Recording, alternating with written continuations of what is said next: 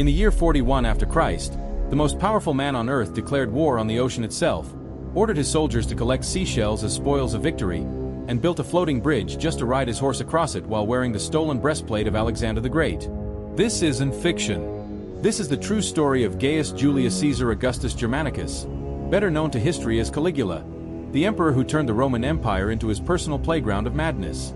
By the end of this video, you'll discover how a beloved young prince became the monster that made Romans question whether the gods had abandoned them entirely. Picture the sprawling marble corridors of the Palatine Hill in Rome, where purple-clad senators once walked with confidence, believing their empire would last forever. The year is 37 after Christ, and celebrations echo through every street corner as citizens rejoice at the ascension of their new emperor.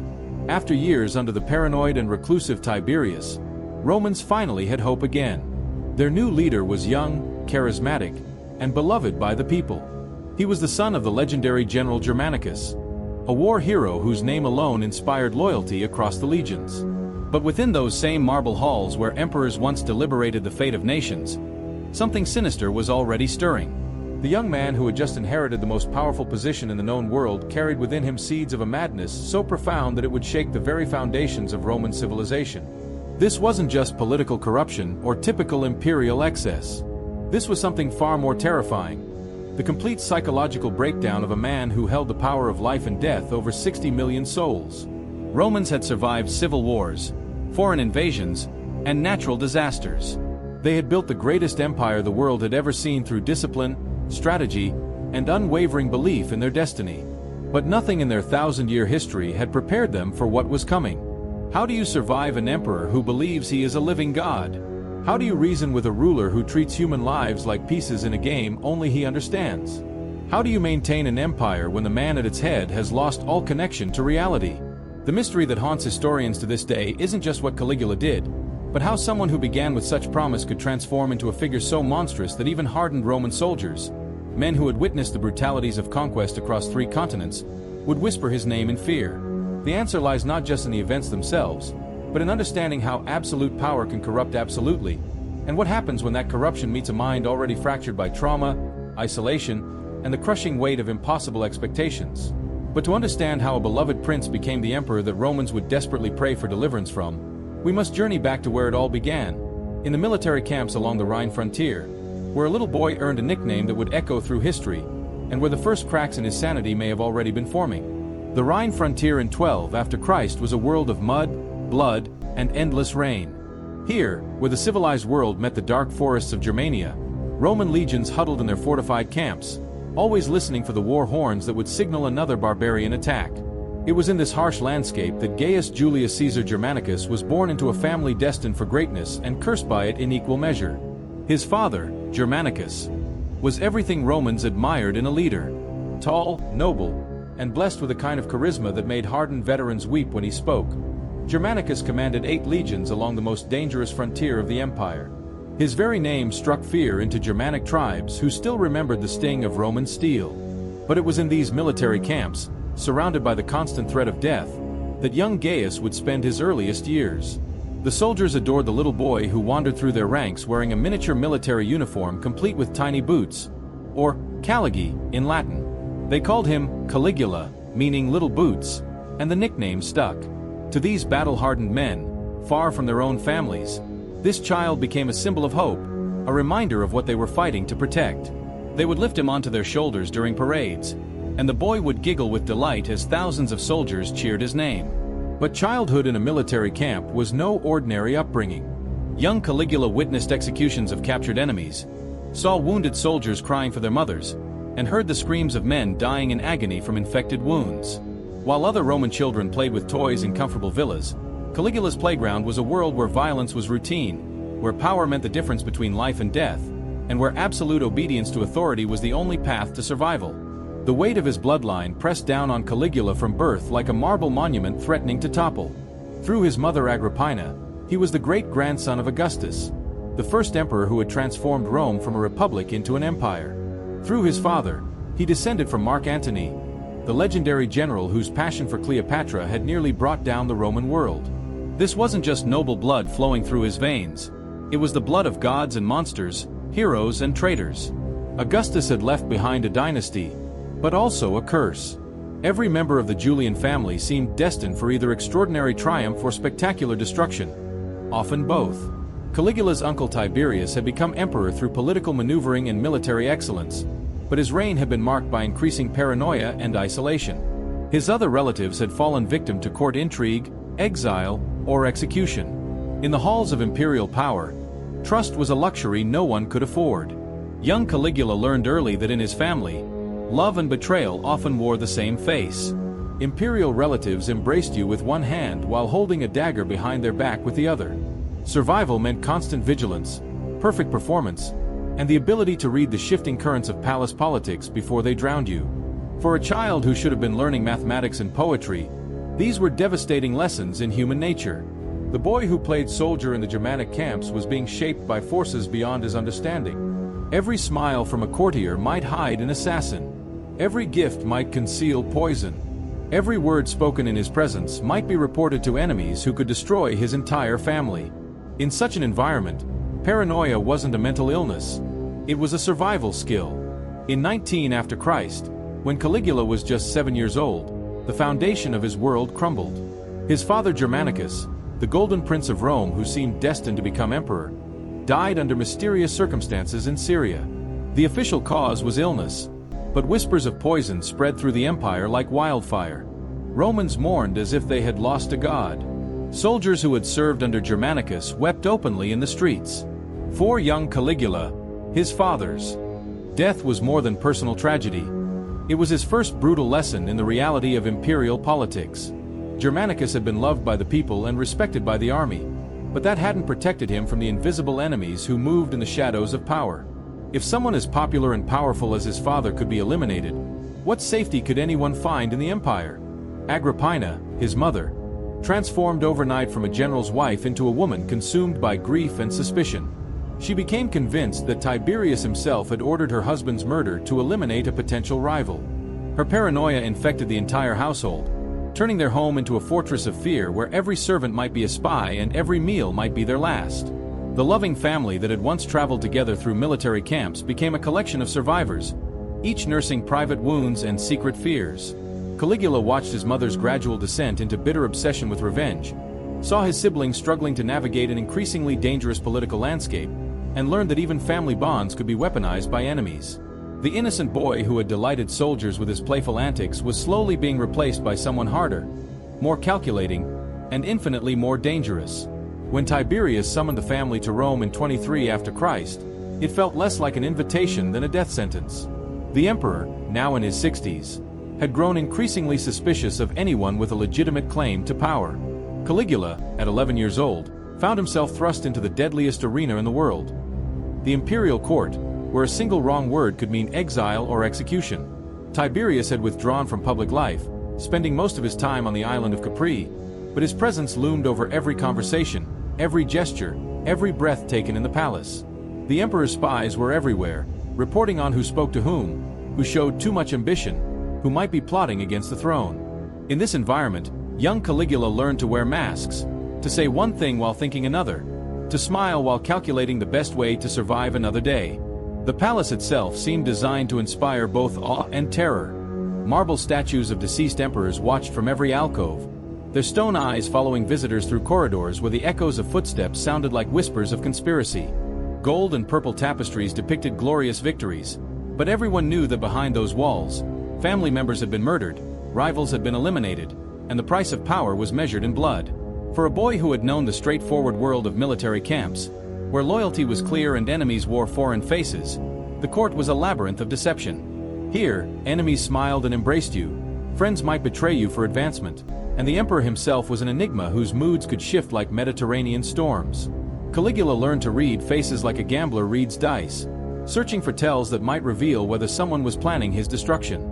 But to understand how this careful political calculation would eventually explode into murderous madness, we must follow Caligula as he navigates the final years of Tiberius's reign, where the lessons he learned about power, fear, and survival would plant the seeds of the monster he would become. In 31 after Christ, when Caligula was 19, Tiberius made a decision that would seal the fate of the Roman Empire. He summoned his young great-nephew to join him on Capri, the island fortress where the aging emperor had retreated from the world. To the outside observer, this seemed like an honor, a sign that Caligula was being groomed for power. But those who understood the deadly games of imperial politics knew the truth. Capri was where inconvenient relatives went to disappear.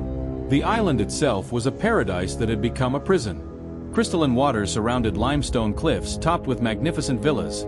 But beneath this beauty lay something rotten. Tiberius had transformed Capri into his personal kingdom of paranoia, where suspected enemies were thrown from cliffs to die on the rocks below, where torture chambers were hidden behind gardens of exotic flowers, and where the emperor's increasingly bizarre appetites were indulged without limit. For 6 years, Caligula walked a tightrope over an abyss of death. Every morning brought new tests of his loyalty, new opportunities to make a fatal mistake. He watched as other potential heirs were quietly eliminated, their names erased from official records as if they had never existed. Sejanus, Tiberius's trusted advisor who had once seemed untouchable, was executed along with his entire family, including children who had committed no crime beyond bearing his name. Caligula learned to become whoever Tiberius wanted him to be in each moment. When the emperor was melancholy, Caligula became a sympathetic listener. When Tiberius felt philosophical, Caligula discussed literature and governance. When the old man's appetites turned dark and twisted, Caligula participated without question, burying whatever conscience he might have possessed beneath the desperate need to survive another day. But survival on Capri required more than mere compliance. It demanded the complete suppression of authentic human emotion. Caligula learned to smile while watching executions, to laugh at cruelty, to treat human suffering as entertainment. Day by day, month by month, year by year, the psychological foundation of empathy and moral restraint that separate civilization from chaos was being systematically destroyed in the mind of Rome's future emperor. By 37 after Christ, Tiberius had become a shell of his former self, a paranoid recluse whose grip on reality was failing. The man who had once been a competent military commander now spent his days reading reports of imaginary conspiracies and ordering executions based on dreams and omens. The empire was essentially rudderless, governed by whoever could manipulate the emperor's fears most effectively. When Tiberius finally died on March 1637 after Christ, rumors immediately began spreading about the circumstances. Some claimed he had died naturally in his bed. Others whispered that Caligula had smothered him with pillows when it became clear the old emperor was considering changing his succession plans. The truth died with Tiberius, but what mattered was what those 6 years on Capri had done to the mind of the young man who would now inherit absolute power. The transition seemed smooth on the surface. The Praetorian Guard, the elite soldiers who protected the emperor, had already been won over by generous bribes. The Senate, desperate for anyone who wasn't Tiberius, welcomed Caligula with enthusiastic approval. The Roman people, who remembered his beloved father Germanicus, celebrated in the streets. Finally, they believed, they had an emperor who would restore the glory and dignity of the early empire. But the man who returned to Rome from Capri was no longer the boy who had left it. Something fundamental had been broken during those years of psychological torture disguised as imperial education. The survival mechanisms that had kept him alive in Tiberius's court, the ability to compartmentalize horror, to suppress natural human reactions, to view other people as either useful tools or dangerous obstacles. These adaptations were now permanently wired into his psyche. The first months of Caligula's reign seemed to justify every optimistic prediction. He released political prisoners who had languished in Tiberius's dungeons, some of whom hadn't seen sunlight for over a decade. He held magnificent games in the Circus Maximus, where 250,000 Romans could gather to watch chariot races and gladiatorial combat. He completed construction projects that Tiberius had abandoned, including temples and aqueducts that improved life for ordinary citizens. Most importantly, he seemed to genuinely care about connecting with his people. Unlike the reclusive Tiberius, Caligula appeared regularly in public, walking through Roman streets without excessive security, stopping to speak with citizens, and displaying the kind of charismatic warmth that reminded everyone of his legendary father. Senators who had grown accustomed to groveling before a paranoid hermit suddenly found themselves dealing with a young emperor who seemed reasonable, intelligent, and surprisingly well-informed about the details of governance. The financial situation improved dramatically as Caligula opened the imperial treasury, which Tiberius had hoarded like a miser. Generous bonuses were distributed to the Praetorian Guard and the legions, ensuring military loyalty. Public works projects provided employment for thousands of citizens. Theatrical performances and public festivals brought joy back to a city that had felt oppressed for decades. But beneath this facade of competent leadership, careful observers might have noticed troubling signs. Caligula's generosity had an almost manic quality, as if he were trying to buy not just loyalty but love itself. His public appearances, while popular, were carefully orchestrated performances where he seemed to be playing the role of emperor rather than naturally inhabiting it. And in private moments, when he thought no one was watching, those who served in the palace began to notice a coldness in his eyes that didn't match his public warmth. The transformation didn't happen overnight. It began with small incidents that could be dismissed as youthful excess or the natural arrogance that came with unlimited power. When a senator made a mildly critical comment about imperial spending, Caligula had him publicly humiliated in ways that went beyond normal political punishment. When a gladiator failed to provide adequate entertainment, the emperor ordered him burned alive in the arena while the crowd watched in stunned silence. These weren't yet the actions of a madman, but they revealed something disturbing. Caligula seemed incapable of proportional response. Minor slights triggered major retaliation. Perceived disrespect unleashed disproportionate punishment. It was as if the emotional regulatory system that allows normal people to distinguish between small annoyances and serious threats had been permanently damaged. The palace staff began to notice other warning signs. Caligula would hold long conversations with statues, particularly those of the gods, speaking to them as if they were old friends offering advice. He installed mirrors throughout his private chambers and would spend hours staring at his reflection, practicing different expressions and gestures as if rehearsing for an audience only he could see. Sleep became increasingly elusive. Palace guards reported seeing the emperor wandering the corridors at all hours, sometimes talking to himself in voices that didn't sound quite like his own. But the most disturbing change was in how he viewed other people. The young man who had once charmed senators and citizens alike began to speak about them with casual contempt, referring to even high-ranking officials as "my little toys" or "useful animals." When advisors tried to counsel restraint or suggest alternative approaches to problems, Caligula would listen with a smile that never reached his eyes, then implement policies that were often the exact opposite of what had been recommended. The event that would crack Caligula's fragile sanity came in October of 37 after Christ, just 8 months into his reign. He fell seriously ill with what historians believe may have been encephalitis, a brain inflammation that can cause permanent psychological damage. For days, he lay unconscious while the empire held its breath, uncertain whether their young emperor would survive.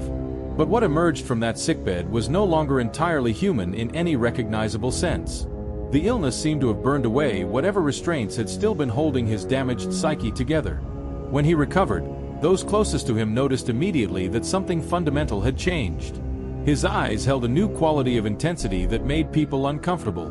His laughter came at inappropriate moments and lasted too long. Most unsettling of all, he began to speak about himself differently, no longer as an emperor serving Rome, but as something far more grandiose and terrifying. The fever had apparently revealed to him a truth that mere mortals couldn't understand. He wasn't just emperor of Rome, he was a living god walking among inferior beings. The man who had once performed the role of a caring ruler now saw no need for pretense. If he was divine, then his every whim was by definition righteous, his every desire was a commandment from heaven, and anyone who opposed him was committing sacrilege that deserved the most creative punishments he could devise. Rome was about to discover what happened when unlimited power met a mind that had completely abandoned the constraints of human morality and rational thought. But what no one could have predicted was how creative a mad god could become when the entire resources of the world's greatest empire became tools for expressing his twisted imagination. The first sign that Rome was no longer being ruled by a human being came in the spring of 38 after Christ, when Caligula announced that he would be building a temple to himself in the Forum. Not a memorial for after his death, as was traditional, but a functioning temple where living Romans would be required to worship him as a deity while he still drew breath. When senators suggested this might be premature, Caligula's response was chillingly simple. Gods don't ask permission for mortals. The temple construction began immediately, with the most skilled artisans in the empire commanded to work day and night. But this was only the beginning. Caligula declared that all statues of gods throughout the empire should have their heads removed and replaced with sculptures of his own face. Zeus, Jupiter, Apollo, Mars. All would now bear the features of the 26-year-old emperor who had decided that he was their superior. Roman citizens woke up to find their familiar world transformed into something unrecognizable. Priests were ordered to include prayers to Caligula in their daily rituals. Citizens were required to swear oaths not just to Rome, but to the divine emperor personally. Those who showed insufficient enthusiasm in their worship found themselves facing charges of impiety, a crime that could result in exile, property confiscation, or death. But Caligula's megalomania manifested in ways that went far beyond mere religious delusion. He began appearing in public dressed as various gods, complete with costumes and props. One day he might appear as Neptune, wearing a flowing blue robe and carrying a golden trident. The next, he would emerge as Apollo, crowned with a laurel wreath and carrying a golden lyre. His favorite persona was Jupiter, for which he wore a golden beard and carried thunderbolts made of polished bronze. Perhaps no single event better illustrates the complete break from reality than Caligula's declaration of war against Neptune, god of the sea. In 40 after Christ, the emperor announced that Neptune had insulted him during a planned invasion of Britain. The insult was never specified, perhaps because it existed only in Caligula's deteriorating mind, but the response was all too real. Caligula marched entire legions to the shores of Gaul, where he ordered his soldiers to form battle lines facing the ocean. Trumpets sounded the charge, and Roman legionnaires, men who had conquered nations and built an empire, found themselves stabbing waves with their swords and hurling javelins into empty water. The emperor himself stood on the beach, screaming challenges at the horizon, daring Neptune to face him in single combat. But the true madness was yet to come. After defeating the ocean in glorious battle, Caligula ordered his soldiers to collect seashells, declaring them the spoils of victory over Neptune's armies. These shells were then transported back to Rome in a formal triumph, with the emperor riding through the streets in a golden chariot while soldiers displayed their maritime trophies to bewildered crowds. The psychological impact on the legions was devastating. These were professional soldiers who had sworn sacred oaths to follow their emperor into any battle, no matter how dangerous. But how do you maintain military discipline when your commander has declared war on the ocean itself? Veterans who had faced Germanic warriors and conquered barbarian tribes found themselves questioning their own sanity as they stood knee-deep in seawater, stabbing at waves on the orders of their divine emperor. Caligula's engineering projects revealed a mind that had lost all connection to practical limitations or financial responsibility. The most spectacular example was his decision to build a temporary bridge across the Bay of Naples, a distance of over 3 miles. This wasn't for any strategic purpose. It existed solely so that Caligula could fulfill a prophecy that he would ride across the sea wearing the breastplate of Alexander the Great. The construction required hundreds of ships to be lashed together with chains and covered with wooden planking. The cost was astronomical, consuming resources that could have funded military campaigns or public works projects for years. But Caligula had decided that demonstrating his divinity was worth bankrupting the imperial treasury. When the bridge was completed, the emperor staged one of the most bizarre spectacles in human history. Dressed in Alexander's stolen breastplate and riding his favorite horse Incitatus, Caligula galloped across the bay as if it were solid ground. Behind him rode a procession of cavalry, their horses' hooves thundering on wooden planks suspended over deep water. Roman citizens lined the shores to witness their emperor literally riding across the sea, a feat that seemed to prove his divine nature to those desperate enough to believe. But the bridge served another, more sinister purpose. After completing his triumphant ride, Caligula announced that the structure would remain as a permanent symbol of his power over nature itself. The maintenance costs were crushing, but anyone who suggested dismantling it was accused of questioning divine will. The bridge became a monument to madness, a physical manifestation of what happened when reality bent to accommodate delusion. Inside the Roman Senate, the governing body that had once ruled the known world, an atmosphere of pure terror now prevailed. Senators arrived each morning uncertain whether they would return home alive. Caligula had transformed the dignified proceedings of governance into a theater of humiliation and death, where the most respected men in Rome were forced to perform like trained animals for his amusement. He would summon senators to his palace in the middle of the night, forcing them to run through the streets in their formal togas while his guards chased them with whips. Those who arrived too slowly were charged with disrespect. Those who arrived too quickly were accused of being overly eager to see him, which obviously indicated treasonous thoughts. There was no safe way to respond to his summons, which was precisely the point. During Senate meetings, Caligula would interrupt serious discussions to announce that his horse Incitatus had been promoted to consul, one of the highest offices in the Roman government. When senators showed surprise, he would fly into rages, screaming that they were insulting his judgment and questioning his divine wisdom. The horse was given a marble stall, ivory manger, and purple blankets, while human senators cowered in fear of offending their new equine colleague. The emperor's sexual appetites became another weapon of terror. He openly committed adultery with the wives of senators, sometimes during state dinners while their husbands were forced to watch and applaud. He established a brothel in the palace and compelled senators' daughters to work there, setting prices based on how much he disliked their fathers. Resistance meant death. Compliance meant the destruction of family honor that Romans valued more than life itself. Within 2 years, Caligula had spent the entire imperial treasury that Tiberius had carefully accumulated over decades. The emperor's construction projects, games, and personal extravagances consumed resources faster than the empire's vast wealth could replenish them. But rather than curtailing his spending, Caligula simply invented new ways to extract money from his subjects. He began auctioning gladiators at inflated prices, forcing wealthy Romans to bid against each other while he arbitrarily raised the minimum bids. One senator fell asleep during an auction and woke to discover he had inadvertently purchased 13 gladiators for an amount that bankrupted his family. When the man tried to explain the misunderstanding, Caligula had him executed for mocking imperial commerce. Inheritance taxes became weapons of confiscation. When wealthy Romans died, Caligula would claim their entire estates for the imperial treasury, arguing that as a god, he was the rightful heir to all property. Families who had built fortunes over generations found themselves penniless overnight. Their ancestral homes converted into imperial brothels or demolished to make room for yet another statue of the divine emperor. The emperor also discovered that treason trials were remarkably profitable. Anyone could be accused of plotting against a god, and the penalty was always death with complete confiscation of property. Soon, wealthy Romans were disappearing regularly, their crime being nothing more than possessing resources that Caligula desired. The accusers received portions of the confiscated wealth, creating a system where citizens were incentivized to destroy their neighbors for imperial profit.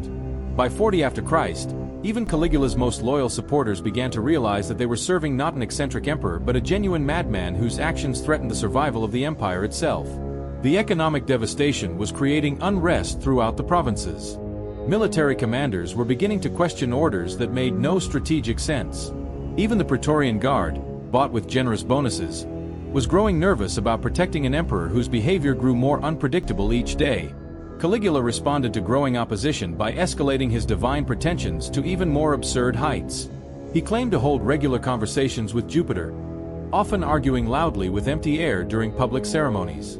He insisted that the moon was his wife and would spend entire nights on palace balconies, talking tenderly to the lunar disk and making plans for their cosmic wedding ceremony. The emperor's relationship with reality had become so tenuous that he would issue contradictory orders within hours, then execute advisors for failing to implement policies that made no logical sense. He declared war on multiple gods simultaneously, announced plans to move the capital to Egypt where he would rule as pharaoh, and began construction of a palace that would literally touch the clouds, requiring engineering techniques that wouldn't be invented for centuries. Romans who had initially welcomed their charismatic young emperor now lived in constant fear, never knowing whether tomorrow would bring new taxes, new executions, or new declarations of war against inanimate objects. The empire that had brought order to the known world was being ruled by a man who existed in a reality of his own creation, where normal human limitations didn't apply and divine whims carried the force of imperial law. However, in the shadows of the palace, a conspiracy was forming among men who had decided that even assassination was preferable to watching the empire destroy itself under the rule of a mad god who had forgotten he was ever human. On January 24, 41 after Christ, in the underground corridors beneath the imperial palace, Caligula's reign of terror finally met its match. Cassius Chaerea, a Praetorian officer who had endured months of humiliation and abuse, struck the first blow with his gladius. Other conspirators joined in, and within minutes, the man who had declared himself a living god lay bleeding on the stone floor, as mortal as any of the thousands he had executed on divine whim. The assassination was brutal and personal, driven not by political ideology but by the desperate need to end a nightmare that had consumed the empire for nearly 4 years. The conspirators didn't just kill Caligula, they obliterated him, ensuring that the mad emperor who had terrorized Rome would never again draw breath to issue another insane command. Even his wife and infant daughter were murdered, the conspirators determined to erase every trace of his bloodline. When news of the emperor's death spread through Rome, the reaction wasn't grief but overwhelming relief. Citizens who had lived in constant fear finally dared to speak openly about the horrors they had witnessed. Senators wept with joy, not sorrow. Even the Praetorian Guard, who had been well paid for their loyalty, seemed almost grateful that their divine emperor had proven mortal after all. Caligula's reign lasted only 3 years, 10 months, and 8 days, but its impact on Roman civilization was profound and lasting. He had demonstrated something that would haunt the empire for centuries. Absolute power could transform even a promising young ruler into a monster capable of unimaginable cruelty. The psychological damage he inflicted on Roman institutions, from the Senate to the military, created wounds that would never fully heal. The economic devastation was equally severe. In less than 4 years, Caligula had transformed the empire from the wealthiest state in the world into a treasury so depleted that his successor Claudius would spend years trying to restore fiscal stability. The mad emperor's construction projects, bribes, and festivals had consumed resources that took generations to accumulate, proving that even the mightiest empire could be bankrupted by sufficiently creative insanity. But perhaps most disturbing was how Caligula had weaponized unpredictability itself. By creating a system where rational behavior was punished and insane loyalty was rewarded, he had corrupted the basic social contracts that held civilization together. Romans learned to anticipate the irrational, to expect the impossible, and to accept the unacceptable as normal. These psychological scars would influence imperial politics for generations. What makes Caligula's story so compelling isn't just its spectacular horror, but what it reveals about the relationship between power and human nature. Here was someone who began with every advantage: noble birth, excellent education, popular support, and unlimited resources. Yet when absolute power met a mind damaged by trauma and isolation, the result was a reign that reads like a fever dream written by a sadistic god. The transformation from beloved prince to murderous tyrant wasn't sudden. It was a gradual erosion of human empathy and moral restraint. Each act of cruelty made the next one easier. Each exercise of arbitrary power normalized the abuse that followed. Each moment when associates enabled his behavior rather than confronting it moved him further from the realm of human accountability. Caligula's reign serves as a permanent warning about the corrupting nature of unchecked authority. His story demonstrates that no one, regardless of their background or initial character, is immune to the psychological poison of absolute power. The boy who had once charmed soldiers with his innocent laughter became the emperor who found entertainment in human suffering, proving that the distance between civilization and barbarism can be measured in small, seemingly insignificant compromises with conscience. Modern historians continue to debate whether Caligula was genuinely insane or simply evil, whether his behavior resulted from mental illness, brain damage, or the logical extension of unlimited power meeting damaged psychology. The truth probably encompasses all these factors, creating a perfect storm of circumstances that produced one of history's most terrifying rulers. What we know with certainty is that Caligula's reign changed how Romans understood leadership itself. Never again would they assume that noble birth guaranteed noble character, or that popular acclaim ensured competent governance. The empire that had conquered the world through discipline and organization had learned that its greatest threat might come not from barbarian invasions or natural disasters, but from the palazzo where ultimate authority resided. The shadow of Caligula's madness would haunt every subsequent emperor, a reminder that the purple robes of imperial power could just as easily clothe a monster as a hero. His legacy became a cautionary tale whispered in the corridors of power, a warning that even the mightiest civilization could be brought to its knees by a single individual whose grip on reality had slipped beyond recovery. But perhaps the most chilling aspect of Caligula's story is how recognizable his behavior remains across the centuries. How his techniques of psychological manipulation, his use of spectacle to distract from substance, and his weaponization of unpredictability echo in the actions of tyrants throughout history. If you made it this far and aren't subscribed yet, go ahead and subscribe now, hit that like button, and tell me in the comments. Do you think Caligula was truly insane, or was he simply evil with unlimited power?